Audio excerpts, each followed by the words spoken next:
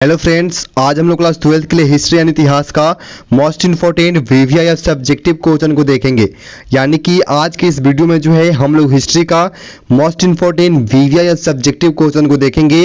यानी कि वो सभी सब्जेक्टिव क्वेश्चन को हम लोग देखेंगे जो कि आप लोग एग्जाम के लिए बहुत ही इंपॉर्टेंट है और आप लोग एग्जाम में हर बार पूछा जाता है। और इस बार हमारा टारगेट है कि आप सभी इस बार एग्जाम में 400 प्लस नंबर को चाहे जैसे भी हो पास कर दें, इतना हम लोगों का टारगेट है। और आप लोगों से रिक्वेस्ट है, चैनल को नहीं सब्सक्राइब किए तो चैनल को सब्सक्राइब कर ले। यहाँ पे आप लोगों का बहुत सारे इंपॉर्टेंट ऑब्जेक्टिव क्वेश्चन मिलते रहेंगे। चलिए, आज का आप लोगों का पहला सब्जेक्टिव है पुरातत्व से आप क्या समझते हैं। पुरातत्व से आप क्या समझते हैं, बहुत ही इंपॉर्टेंट क्वेश्चन है आप लोगों के एग्जाम के लिए। आप लोगों को आंसर लिखना है कि विज्ञान की वह शाखा जिसके माध्यम से पृथ्वी के गर्भ में छिपी हुई सामग्रियों को खुदाई कर अतीत के लोगों के भौतिक जीवन का ज्ञान प्राप्त किया जाता है तथा उस काल में होने वाले घटनाओं जानकारी प्राप्त की जाती है।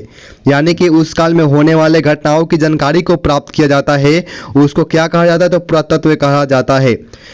ये जितने भी क्वेश्चन है ये आप लोगों के एग्जाम के लिए इंपॉर्टेंट है और इस क्वेश्चन को आप लोगों को याद नहीं करना है, बस समझना है। 2-3 बार आप लोग इसको पढ़ लेंगे तो आप लोगों को खुद समझ में आ जाएगा, याद हो जाएगा। याद करने की जरूरत नहीं है। और इसको क्या करें, आप लोग अपने नोट्स में जो है इसको लिख ले, बहुत ही इंपॉर्टेंट है और बार बार इसको आप लोग पढ़ते रहें।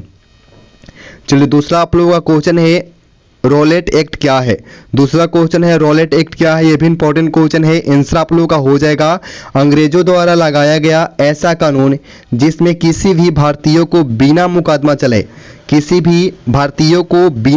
चलाए केवल संदेह के आधार पर उसे गिरफ्तार कर लिया जाता है।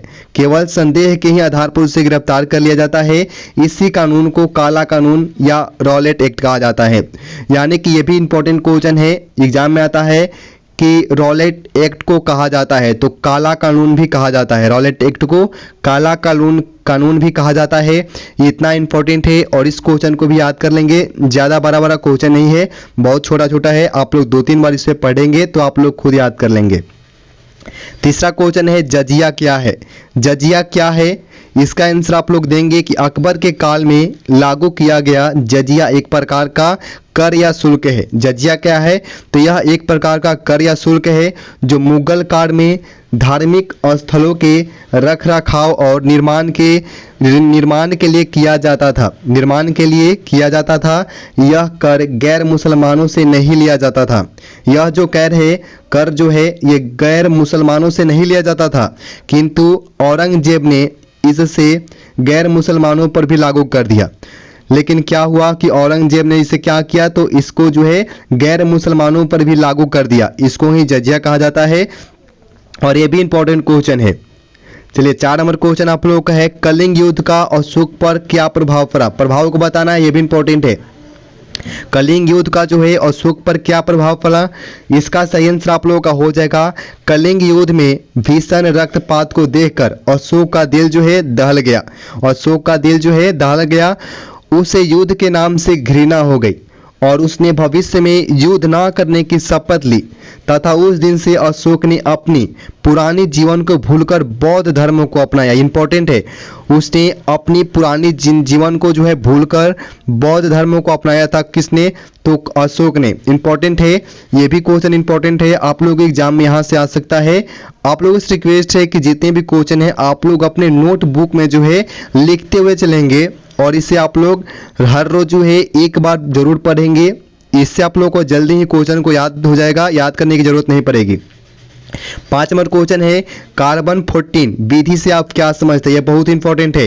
कार्बन 14 विधि जो है इससे आप क्या समझते हैं, आंसर आप लोग देंगे तिथि निर्धारण करने की ऐसी वैज्ञानिक विधि जिसके द्वारा पुरानी वस्तुओं की आयु ज्ञात की जाती है।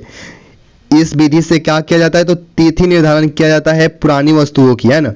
तो तिथि निर्धारण करने की ऐसी वैज्ञानिक विधि जिसके द्वारा पुरानी वस्तुओं की आयु को ज्ञात की जाती है। अर्थात जिस पदार्थ में कार्बन 14 की मात्रा अधिक होती है उसकी आयु उतनी कम होती है तथा जिस पदार्थ में कार्बन 14 की मात्रा जितने कम होती है उस पदार्थ की जो आयु है उतना अधिक होता है। इस विधि को ही कार्बन 14 विधि कहा जाता है। आप लोग इसे 2 बार पढ़ लेंगे तो आप लोग खुद समझ जाएंगे। चलिए अगला क्वेश्चन आप लोगों का है अस्थाई बंदोबस्त से आप क्या समझते हैं। यह क्वेश्चन ऑब्जेक्टिव में भी आता है। अस्थाई बंदोबस्त से आप लोग क्या समझते हैं। सही आंसर आप लोगों का हो जाएगा, यहाँ पे आप लोग आंसर देंगे कि 1793 ईस्वी में लॉर्ड कॉर्नवालिस द्वारा बिहार, बंगाल, उड़ीसा में एक अस्थाई लगान लगाई गई। बिहार, बंगाल और उड़ीसा में एक अस्थाई लगान लगाई गई जिसमें किसानों से अत्याचार कर भू राजस्व के रूप में रकम ली जाती थी। भू राजस्व के रूप में जो है उनसे रकम ली जाती थी। इसी व्यवस्था को अस्थाई बंदोबस्त कहा जाता है। यहाँ पे इसको याद करना है कि कहाँ किस किस राज्य में इसको जो है लागू किया गया था। तो आपके बिहार, बंगाल और उड़ीसा में इस अस्थायी लगान है और इसको लगाया गया था इन तीनों राज्य में। और किसानों से रिलेटेड ये किसानों से रिलेटेड है अस्थाई बंदोबस्त। इसको आप लोग याद कर लेंगे, इंपॉर्टेंट है और यहाँ से आप लोग के एग्जाम में ऑब्जेक्टिव बहुत सारा आता है। चलिए 7 नंबर क्वेश्चन है भारत के विभाजन के 2 कारण बतावे। भारत के विभाजन के 2 कारण को बताना है। आप लोगों का पहला जो कारण है यहाँ पे देंगे कि अंग्रेजों की फूट डालो राज करो की नीति ने भारत में सांप्रदायिकता को जन्म दिया। अंग्रेजों की फूट डालो राज करो की जो नीति है इसने भारत में सांप्रदायिकता को जन्म दिया, जो बाद में भारत विभाजन के रूप में परिणत हुआ। यही जो नीति है इसने बाद में जो है भारत विभाजन के रूप में परिणत हो गया। और दूसरा आप लोगों को कारण देना है कि मुस्लिम लीग की स्थापना ने भी भारत के बंटवारे तथा पाकिस्तान की मांग को बल दिया। यानी कि मुस्लिम लीग की जो स्थापना है इस स्थापना ने भी भारत के बंटवारे और पाकिस्तान की मांग को बल दिया है।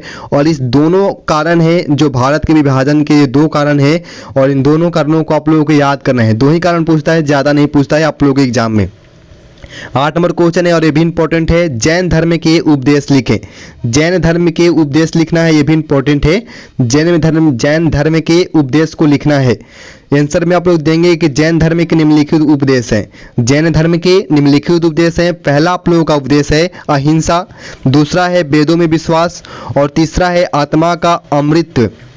चौथा आप लोगों का है सभी जीव के प्रति दया की भावना। ये तीनों जो है ये आप लोगों के जैन धर्म के उपदेश हैं। और आप लोगों से रिक्वेस्ट है कि जैन धर्म के इस उपदेश को आप लोग याद रख लेंगे, क्योंकि यहाँ से ऑब्जेक्टिव में भी क्वेश्चन पूछता है और सब्जेक्टिव में भी ये क्वेश्चन आप लोगों के बार बार पूछता है। चलिए 9 नंबर क्वेश्चन है हड़प्पा सभ्यता के विस्तार पर संक्षिप्त टिप्पणी लिखें। यह भी क्वेश्चन पूछता है बार बार कि हड़प्पा सभ्यता के विस्तार पर जो है संक्षिप्त में टिप्पणी लिखें। इस क्वेश्चन को भी आप लोग रोज जो है 1-2 बार पढ़ेंगे, याद हो जाएगा। इसका आंसर देंगे आप लोग कि हड़प्पा सभ्यता एक कांस्य युग की सभ्यता है जिसका क्षेत्रफल जो है 12,99,600 वर्ग किलोमीटर तक है, जिसमें पंजाब, सिंध, राजस्थान, गुजरात और जो है बलूचिस्तान के कुछ भाग और पश्चिम उत्तर प्रदेश के सीमावर्ती भाग सम्मिलित थे। इस प्रकार इसका विस्तार उत्तर में जम्मू से लेकर दक्षिण में नर्मदा नदी के मुहाने तक और पश्चिम में बलूचिस्तान के मकराना समुद्र तट से लेकर उत्तर पूर्व में मेरठ तक था। इसके मुख्य केंद्र है, मुख्य केंद्र को याद रखना है। मुख्य केंद्र है हड़प्पा, मोहनजोदड़ो, लोथर, आलमगीरपुर। नहीं दिख रहा होगा, फिर से देखेंगे। इसके मुख्य केंद्र है हड़प्पा, मोहनजोदड़ो, लोथर और आलमगीरपुर आदि थे। इसके मुख्य केंद्र को याद कर लेना है, हड़प्पा, मोहनजोदड़ो, लोथर और आलमगीरपुर आदि ये जो है ये इसके मुख्य केंद्र थे। और इस क्वेश्चन को आप लोगों को बार बार रिपीट करना है और याद नहीं होता तो आप लोग ऐसा करेंगे कि वीडियो को जो रोज है आप लोग देख लिया करेंगे, ऐसे आप लोगों को याद हो जाएगा। 10 नंबर क्वेश्चन है सूफीवाद से आप क्या समझते हैं। सूफीवाद से आप क्या समझते हैं, आंसर देंगे सूफीवाद 19वीं शताब्दी में मुद्रित एक अंग्रेजी शब्द है। सूफीवाद जो है यह 19वीं शताब्दी में मुद्रित एक अंग्रेजी शब्द है। इस शब्द का अर्थ विद्वानों के अनुसार अलग अलग दिया गया है। इस्लाम ग्रंथों में इस शब्द का इस्तेमाल जो है तसव्वुफ के रूप में होता है। तसव्वुफ के रूप में होता है जो कि 12वीं-13वीं शताब्दी में ख्वाजा माइनुद्दीन चिश्ती बाकायदा सूफीवाद के प्रचार प्रसार में जुड़ गए थे। ये क्वेश्चन ज़्यादा इंपॉर्टेंट नहीं है, ठीक है, लेकिन फिर भी आप लोग 1-2 बार इसे देख लेंगे। और ये आप लोग का आज का लास्ट क्वेश्चन है और आप लोगों से रिक्वेस्ट है, इस वीडियो के रिलेटेड आप लोग क्या सोचते हैं? आप लोगों को वीडियो चाहिए तो आप लोग कमेंट करके बताइए कि हाँ आप और भी वीडियो लाइए, सब्जेक्टिव का और भी वीडियो जो है आप लाइए। नहीं चाहिए तो आप लोग कमेंट करके बता दें कि हाँ हमें सब्जेक्टिव नहीं चाहिए, आप केवल ऑब्जेक्टिव पढ़ाइए। आप लोग कमेंट करके बता सकते हैं, जैसा आप लोगों का कमेंट आएगा उसी प्रकार से हम वीडियो आप लोगों के लिए बनाएंगे। और आप लोगों से रिक्वेस्ट है, और ये आप लोगों का लास्ट क्वेश्चन था, आप लोगों से रिक्वेस्ट है कि चैनल को सब्सक्राइब कर लें, वीडियो को लाइक करें और दोस्तों के साथ जितना हो सकता है शेयर कर दें। और वीडियो से रिलेटेड कोई भी कन्फ्यूजन होता है, किसी भी क्वेश्चन में डाउट होता है तो पूछ सकते हैं। और वीडियो का जो रेटिंग है, वीडियो के बारे में जो अच्छा लगा नहीं लगा आप लोग कमेंट करके बता दें। और क्योंकि ये आप लोग ये जो हमारा है ये सब्जेक्टिव का पहला वीडियो है, इसलिए आप लोग से रिक्वेस्ट है कि आप लोग कमेंट करके बताएं। मिलते हैं अगले वीडियो में, धन्यवाद।